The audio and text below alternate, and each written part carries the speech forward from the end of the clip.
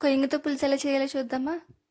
ఒక మిక్సీ గిన్నె తీసుకుని వెల్లుల్లి, ఉల్లిపాయ, టమాటో అలాగే చిన్న అల్లం ముక్క పేస్ట్ చేసుకోండి. ఇప్పుడు ధనియాలు, జీలకర్ర, మెంతులు వీటిని డ్రై రోస్ట్ చేసుకొని పౌడర్ చేసేసుకోండి.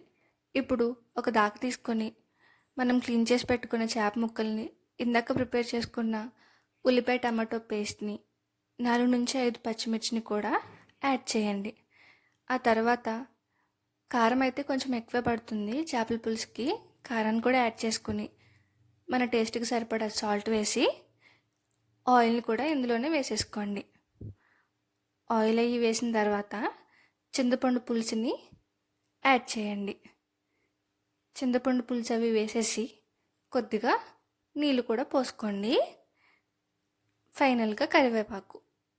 ఇప్పుడు ఒకసారి వీటిని బాగా కలిపి స్టవ్ మీద ఒక 5 నుంచి 10 నిమిషాలు మరిగిన తర్వాత మనం ఇందాక ప్రిపేర్ చేసుకున్న పౌడర్ ఉంది కదా, ఆ పౌడర్ని కూడా యాడ్ చేయండి. ఇది కొంచెం మరిగిన తర్వాత ఆవకాయ నుంచి నూనె వస్తుంది కదండి పైకి, ఆ నూనెని తీసుకుని ఇందులోకి యాడ్ చేయండి. ఇది ఆప్షనల్ మాత్రమే, ఇష్టమున్న వాళ్ళు ట్రై చేయండి. ఇది బాగా మరిగిపోయిన తర్వాత ఫైనల్గా కొత్తిమీర వేసుకుంటే వేడివేడిగా చేపల పులుసు చాలా బాగుంటుంది.